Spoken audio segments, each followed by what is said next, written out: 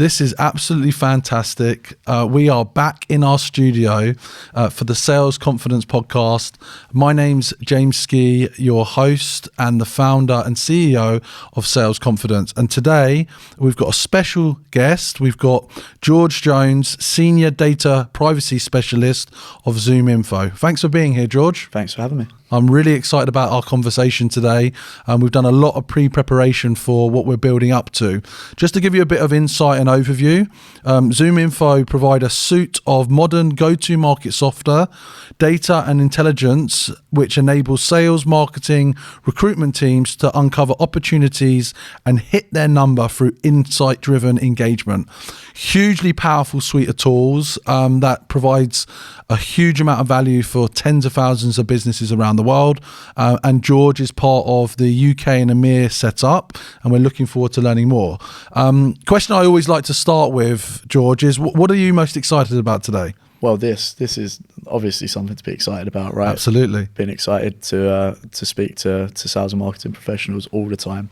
It's what I do every day, and I think privacy teams are hated by sales teams at times, right? It's seen as a blocker. So being able to come on here and hopefully break some of those misconceptions will be great. Yeah. Absolutely. I'm really grateful for the experience that you're bringing to this conversation today. The way we like to kind of split the podcast up is learn a bit about you, your experience, what your thoughts are, what you think about, learn more about ZoomInfo, the company, the value that you add in the market. We're going to talk about data privacy, which is a super hot topic, particularly in this region, I think, versus maybe the US and other places around the world. And then also understand kind of more depth around your role. So the question I've got for you is what's one of the first things you think of when you wake up in the morning? So I'm really old school. I always start with the news every single day. Yeah, I don't know why. It's something I've done since I was in school, really. Like, just the news is on straight away, or reading the news, catching up with different bits and pieces. Recently, I've brought some like industry news into it as well, right? Like work-related stuff. And then obviously, same as most of us, emails. First thing I try and get rid of in my day, get through my inbox, and then actually get stuck into the real work. So is that straight on your mobile, or is that on an iPad, or is that like news on the TV? Yeah, so again, news will be either TV or my phone. Okay. And then get up, start my day, and then as soon as I can, sit down at my computer and just get through those emails. Gotcha. And are you like working with international teams so that emails come overnight? So you've got a bit of a backlog when you start the day? Yeah, most of my team are on the west coast of the US, right? So they're working into the night. And I make sure once I'm finished for the day, I don't check my phone anymore. I have to be disciplined with that. We're a multinational. We have people all over the world. So I could be working 24 hours a day. So I draw a line, and I just make sure that I give myself that time in the morning to catch up, get through any emails that have dropped through overnight, and then just start my day with a nice fresh sort of inbox zero is what I try and Fantastic. strive for. I like that aspiration. That's very cool. Thinking about the journey that you've been on to get where you are now, where do you get your motivation and inspiration from? Yeah, I've been lucky to have some really strong mentors through my early career. So I worked for a trade body previously to here, and one of my bosses was a superb mentor to me.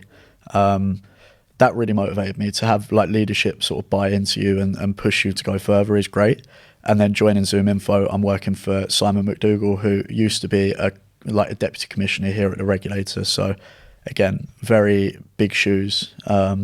So to follow in his shadow and be guided by his leadership is really motivational. And then the other side of it, now I'm in a sort of sales aligned role. I love winning. I've never had that before. Like traditionally, this sort of role, you don't have that DocuSign hitting an inbox, right? And somebody signing on the dotted line. So that winning feeling is really motivational. Like that every day. I can't wait for a deal to drop through. Well, I think I can imagine that your sales team listening to this will feel excited and proud that you also get excited when the DocuSign comes in, because it's a team effort. Yeah, for sure. Selling is a team effort. We all know that. But it's really exciting when the team wants to win just as much as the individual contributor. So that's cool. So tell us a little bit about your journey. How did you end up working for ZoomInfo? Yeah, so I started my career working for the telephone preference service. Some of you sales guys might be familiar with that. So in the UK for telemarketing, it's an opt-out channel. So you can register your number with this centrally held list, and that's run by a trade body for the regulator. So I worked for them handling complaints about telemarketing calls and then sort of investigating those complaints and compiling reports and investigations and sending it off to court to be sort of processed and litigated against at times, which was really cool. Then I moved to a compliance role. So I was an auditor for the marketing trade body in the UK, the DMA. So I'd go around to different marketing organisations across the country and audit their data protection practices, make sure that they're using data fairly, transparently, and being open with what they do. That was a great sort of stepping stone for me because, again, built up my early career, gave me exposure to this wonderful industry that we're in now. Then I did a couple of in-house roles. So I was a deputy data protection officer, which is like a position responsible for the compliance program for the entire organisation. And then I got sort of picked up to come and join ZoomInfo about 8 months ago. By our CEO found an article that I wrote a few years back, and here I am working with our sales team. So yeah, it's pretty cool. That's a great story, and those of you listening, it's well worth listening to Henry, the CEO and founder of ZoomInfo. We've done a podcast interview with him online. Fantastic insight. He's got incredible energy. Yeah. I have to say, I've had the good fortune of interviewing a fairly large number of leaders in the sales technology space, and obviously ZoomInfo offers a lot more broad than just for sales leaders and salespeople. But Henry's energy and kind of excitement still that he has for his business is fantastic, and I can see why he inspires so many people in the business. Yeah, and he brings that to every meeting. Really, I'm lucky enough to be in meetings with him on a monthly basis. Fantastic. And yeah, he has that same energy 24/7, in person, remote, it doesn't matter. And I really think that flows down, right? If your leaders are being that energetic and that passionate about what they're building, it naturally flows down through to even your sales teams on the ground. Definitely, and I think it is noticeable. I think if someone right now is listening to this, quite often people listening to the podcast because they're interviewing at the particular company that we're talking about. And I think if you are, I can highly recommend ZoomInfo in terms of its culture and the energy and the appetite they have for winning, but also having a good time, which was really important. Okay. So what is it about the role that you have that is critical to helping ZoomInfo win clients? Yeah, so I think a little bit of context about my role will help here, right? So I work with our sales teams. So it could be an SDR, it could be an account exec, it could even be account managers in the renewal cycle. If a customer, prospective customer, or even former customer has questions about what ZoomInfo does, from a privacy standpoint, so how we collect our data, how we manage customer data, anything really in the broad spectrum of privacy, then they can bring my team in. It's sort of like a SWAT team, right? We get brought into a problem, we solve that problem, and then we disappear, right? We're brought in to solve a specific issue. It could be at any point in the sales cycle. It could be right at the beginning. It could be right at the end. It could just be in the middle of a contract, right? If they signed a 3-year deal, they could just have a random question and we'd go in and help them solve their problem. We can also give them guidance and advice on how to use our data in restrictive regions like the EU or some other countries with quite hard privacy sort of stances. But why it's critical to ZoomInfo is because it shows maturity and sort of sets us apart from our competitors here. There's no other B2B data provider like ZoomInfo that will give you this face time with a privacy team, right? We have the most experienced privacy team on the market. We've got over 20 members of staff in our compliance team, which is amazing. Again, we're led by Simon McDougall, who used to be a regulator, right? It's a superb team. It's really experienced, and every single member of that team is happy to talk to customers. We want this to be a sort of differentiator between us and our competitors because we know we do this right. So it shows maturity, and it also increases engagement for our sales teams as well, especially moving up market, which is what is very popular at the moment. So with enterprise and strategic customers, a lot of us in the privacy space, we have a big personal network, right? We know privacy professionals at different organizations. So leaning on that network and the wider privacy community to sort of bolster ZoomInfo's position. If the privacy community understand ZoomInfo and are comfortable with what we do, it leads to less hurdles in the sales cycle, right? If you're going through a vendor review process and you remove this privacy barrier, it's great. It makes it just a seamless process. So the reactive work that we do is very valuable, right? It adds true value at that specific sales cycle, but the proactive industry engagement that we're doing really helps lower that bar and make the industry as a whole more comfortable with what we do. That's great. So I think the credibility and also the fact that I think you're willing to engage with prospects and customers. Yeah. You're not hiding behind the scenes. You're not in the background. You're right at the forefront, supporting your sellers, educate the key people that you need to do business with. Yeah, my team is a bridge between the wider privacy team and compliance team, right, and the sales teams. We have, obviously, I'm a privacy expert. That's what I do, right? I'm a data protection specialist, but I'm now acting as that conduit between those two teams. I'm translating the advice coming from our assurance team to make sure our sales teams are comfortable. I'm talking to customers to make sure they're comfortable. If a customer doesn't quite understand the regulatory landscape, I can go and talk to that. It adds value everywhere. And I don't think I realised how much value it'd add when I joined. I really underestimated the sort of scope of this role. But the more I get into it, the more I realise what we can do here and how much it does set us apart. Amazing. So how do you enable salespeople to be more confident and successful? Yeah, I think there's two things here that I think about from what I do to enable sales, right? So I build and I'm present. It's that simple. So I build collateral talk tracks, competitor takedowns, industry insights, sort of briefings on various topics. So if there's a new hot topic in the privacy industry, I will write a briefing to go to our sales teams.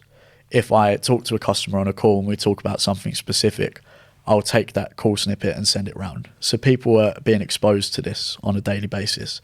So they get confident to tackle minor problems on their own. That really helps me.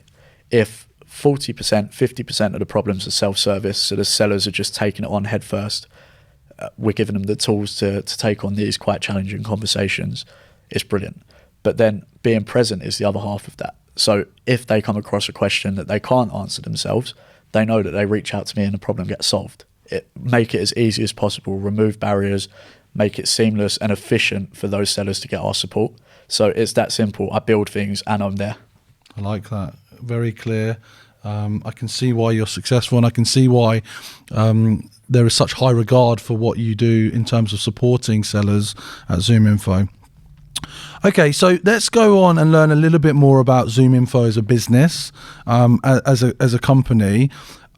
You've obviously been there, you mentioned 8 months or so now. So you've had a good time to understand what the culture is like.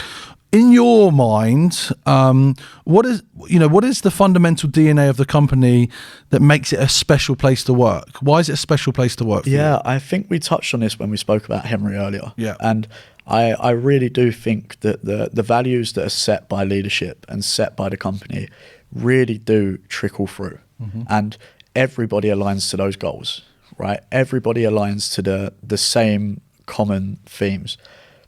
And it's not forced.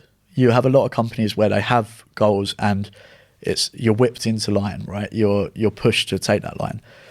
But here, that's our beacon. That's what everybody's aiming towards, right? So we're aiming to be more efficient. We're aiming to deliver a delightful customer experience. Like, we're all aiming towards those same pieces. And it's like group accountability, right? Everybody keeps each other accountable. So if you're working on a project and you don't think it aligns to those goals, you're encouraged to speak out and tell people that.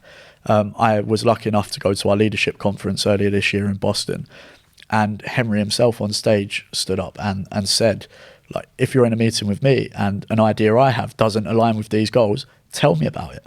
Call me out. It won't bother me. Like, please, I need you guys as leaders to step up and also keep me accountable. And that's when I realized that people care here. Everybody cares. The passion that people have for this business is amazing. And I think that you said earlier, a lot of people listen to this if they're looking to apply it and join a company like ZoomInfo. I think you need to have that passion. You need to be willing to really get stuck in. And if you do, you will succeed. That's great. I think it's so nice to hear that you're able to celebrate a company that cares about the people, especially with the challenges in the market right now.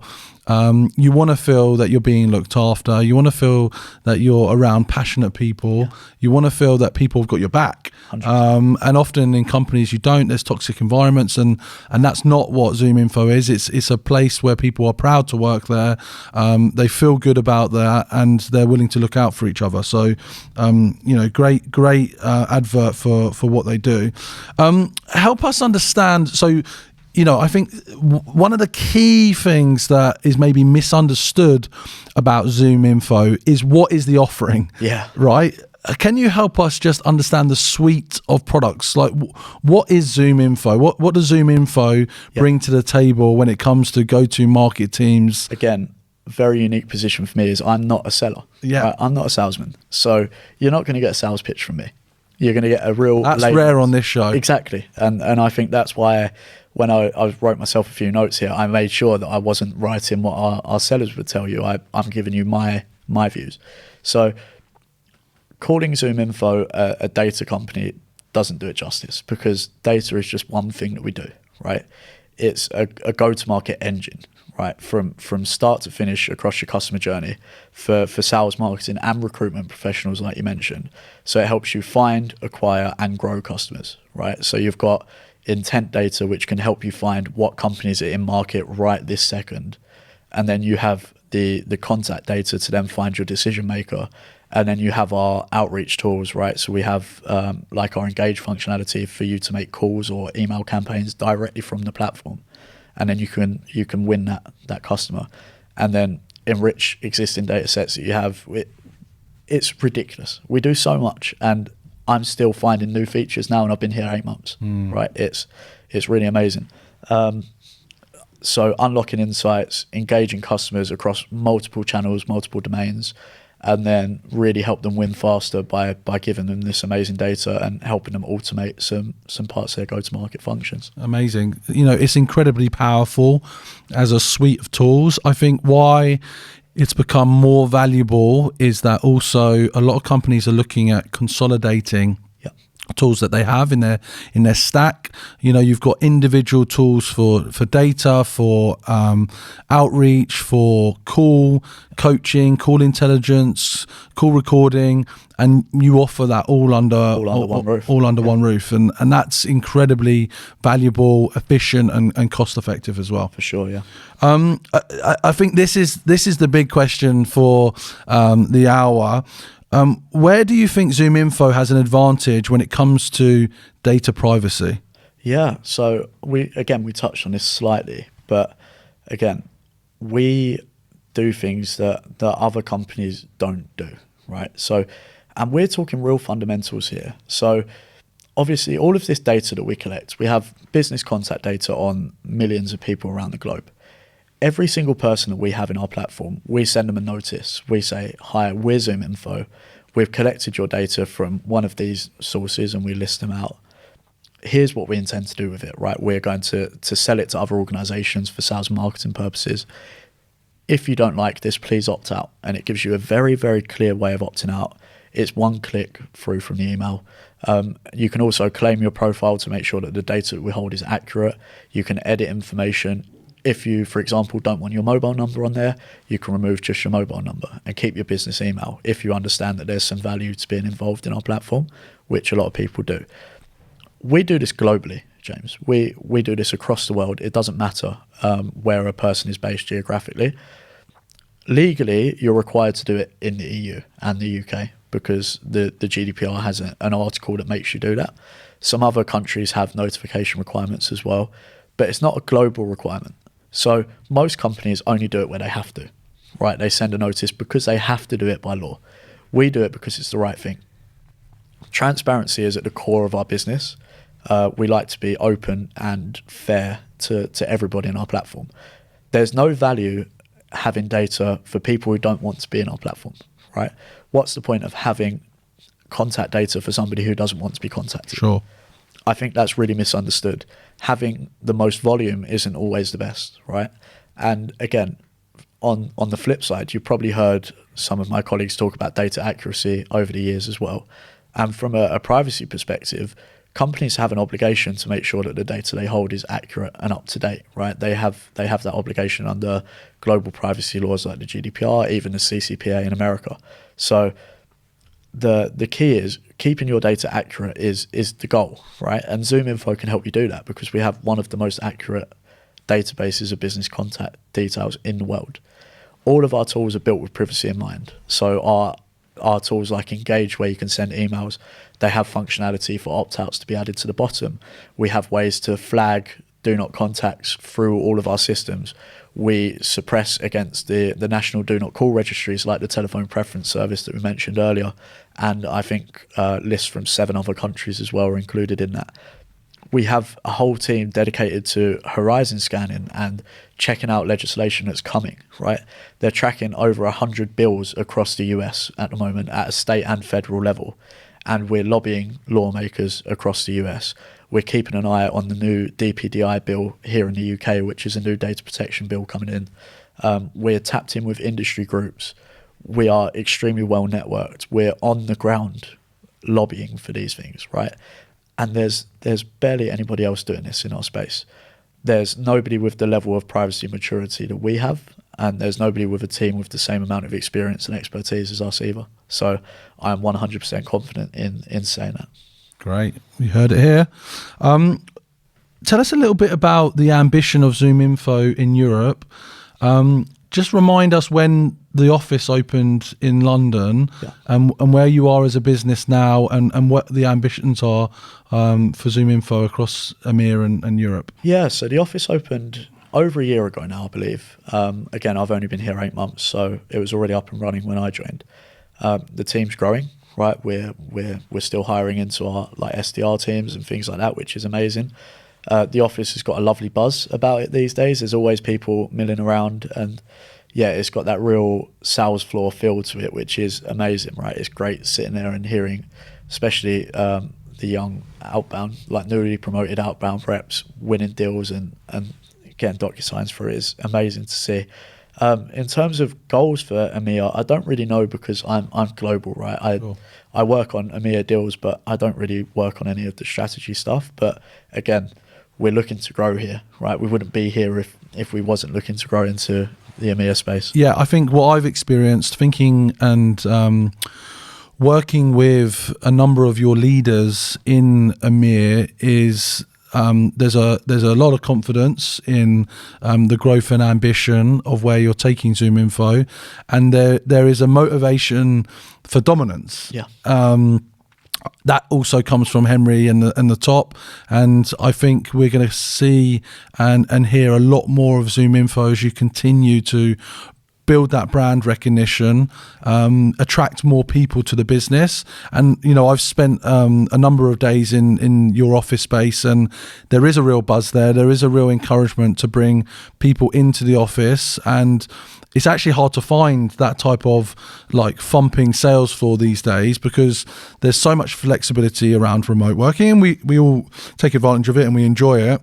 But I think when it comes to the younger generation entering the workforce for the first time, being in their first sales role or their second or third sales role, it's great to have your peers around you. It's great to work with people that are going to help up level you and take you to that next level. Yeah, it's a way to accelerate your own personal growth as well, right? I started my first job and I was at a desk Monday to Friday, 9 till 6, right, with my team. That's how you develop. I love remote working, right? I work remotely full time. I come into the office maybe once a week if I've got meetings around town. That's only if I have a meeting I'll come in. But in my early career, the value for me was being there, right? That's how you networked. That's how you grew. That's how I got promoted, right? Just by being present and being willing to do more, right? And it's harder to do that sat at home. It's harder to go the extra mile. For sales folk, I suppose it's not too much more difficult making calls at home than it is in an office. But just that camaraderie you build if you're rubbing shoulders with your colleagues. Our sales leaders are in the London office all the time, right? We've got directors based out of our London office. We've got our chief compliance officer here. You're rubbing shoulders with C-level execs if you come into an office. And we're in a mixed office space. You could be sat on the desk next to him, right? And you wouldn't know. So I always encourage, especially early career developers, right? People trying to really find their feet, go into the office. You'll enjoy it for one, and you'll grow. It's brilliant. I 100% agree with everything you've said. I think you should be seeking out those opportunities to build those internal networks with your team members and your peers. And then, of course, something that we encourage in the profession as a result of sales confidence as part of our membership and also our events is to go and build and find those groups of like-minded individuals that can inspire and lift you and get you to that next stage of your career wherever you might be. And that's key for all industries as well. Like yesterday, I was in town yesterday to go to a lunch briefing with an industry group called the Centre for Information Policy Leadership, right? Which is a group of policy nerds like myself, and they get together a couple of times a year in London, a couple of times a year in Brussels. And those sorts of groups, you won't even hear about if you're not present in a city that they're based in, right? So like Sales Confidence, you do a lot of events, and getting along to those and having face-to-face networking with people. LinkedIn is great. You can send a message on LinkedIn, but sitting down, having a coffee or even a beer with somebody and a conversation can lead to anything. That's how I got this job. I had a coffee with my boss, and here I am. Love it. It's that simple. Great examples. Just digging a little bit deeper in your knowledge around data privacy and its impact on sales, how would you compare the privacy policy in EMEA versus that in the US? Yeah, so currently, obviously, EMEA has, I wouldn't say restrictive privacy law, but comprehensive privacy law, right? It has the GDPR, which is a quite a uniform law across all European nations, and even the UK has a very similar model. But then for sales and marketing, there's this secondary legislation called e-privacy, which matters slightly more because that governs how you can email people or call people, right? So those laws, they go hand in hand together, but they cover all channels, they cover all types of data, they're very comprehensive, but they're also very clear. They have set guidance and you can follow along. The US is changing. Currently, there's no comprehensive privacy law in the United States at a federal level. Different states have their own laws. So California has the CCPA and the CPRA, which is two of their laws. You've got Virginia has a law. There's multiple other states that have their own privacy laws. And there's more states following suit. The problem with that is each state has its own law, which comes with its own set of compliance requirements. So you could eventually have 50 different laws that you have to comply with, right? Wow. That's daunting for anybody. So the hope is that we'll get a federal law that applies across all states, and hopefully we'll get that. There's been a few that have gone through various sessions across the House and the Senate, but we're hoping one picks up traction and really goes for it. We also hope that there'll be exemptions for business-to-business marketing, right? So the ability to conduct fair and proper business is key for all of us, right? We're sales and marketing professionals. We want to contact other businesses. So Zoom Info is working to lobby for that to be included, right? For them exemptions. So we want it to be a consumer-focused law, not a business-focused law, to make that slightly easier. But yeah, that's the hope, is that we get a federal law. At the moment, it's a bit Wild West. In the US, it's a mess. Okay. Interesting. And this is a question that I think everyone would want to ask. Well, I'd like to think they would from a tactical perspective, because as you're not directly selling yourself, I reckon you've still got some ideas around, from your experience, what are the best approaches to reach target prospects? What would you suggest on people that want to improve how they reach their target prospects? So across EMEA, you have very complex requirements for what you can and can't do in different countries. So do your research around that first. Find out, again, you might have legal issues, but you also have cultural differences, right? So understanding the cultural differences across different EU countries is very key. People in Germany are probably less receptive to a sales call than people in France, right? And understanding those cultural differences will really help you sell more. If you understand the culture of a country and understand how people operate, you will be more successful. Being accepting of that culture, being open to learning about that culture, I think will go a long way. And I think, especially for sellers who are selling to a wider community than just the UK, having that ability to pitch to different cultures and different prospects in different areas is key. Good advice. Okay, so we're coming to the final stages of our conversation. And I'd love to get a little bit more from you and understand a bit about where you get your confidence from to do what you do. You know, it's one of the key questions we ask everybody. So where does your confidence come from to do what you do? Oh, it's a struggle to find, right? And I think this is probably more common than people make out, is imposter syndrome is a big thing, right? Walking into a role like this and having to... This function didn't exist before I joined. So there was no guidance, there was no one to shadow, there was no one to follow. We had to build this. Me and my colleague built this from the ground up, and it's going really well. The team is super successful. So just going for it and just grabbing the opportunity and just trust in yourself, trust in your own abilities is key. Where I get my confidence from is the mentors that I've had in the past, right? They've helped me through this. They've coached me through. They've inspired the confidence within me by trusting me to take on big projects and things like that. And I think, hold on to that. If somebody gives you an opportunity to step outside your comfort zone, take it. Amazing. Great advice. Totally agree. And you look, a lot of this conversation, you've touched on this in terms of your expertise and how you support sellers. But it'd be nice to hear it again in summary. How do you inspire confidence in sellers? Yeah.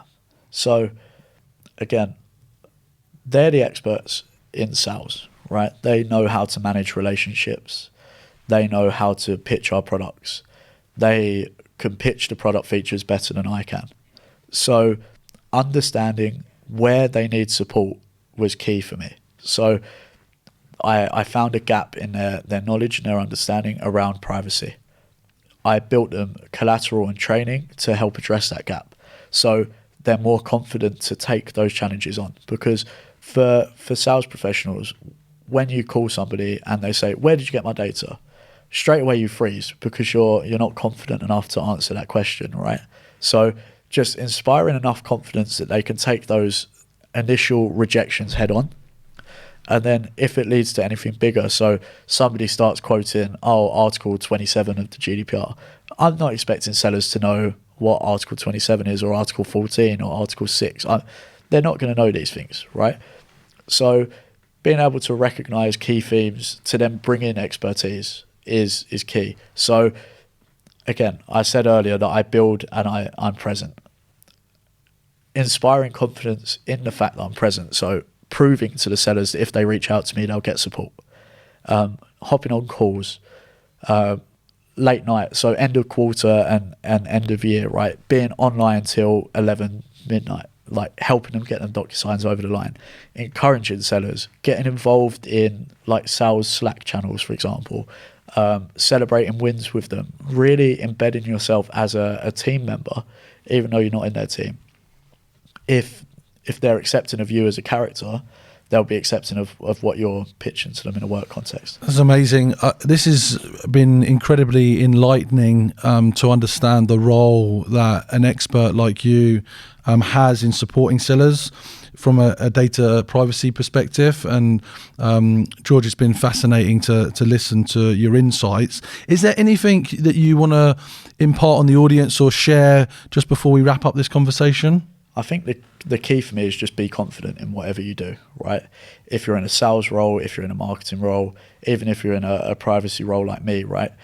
Be confident, trust yourself, study, learn the company, learn the tools, learn the products, and then you'll naturally succeed. I love that. And, we talk a lot about confidence naturally at Sales Confidence, but what you've talked about there by putting yourself out there and learning is that you have to build competency. That you to have confidence, you need to be competent, For sure. and that will come with time and effort. And if you put effort into the role, it's gonna help you improve that confidence. Yep. I've really enjoyed this conversation. You've been listening to George Jones, who is a data privacy expert from ZoomInfo.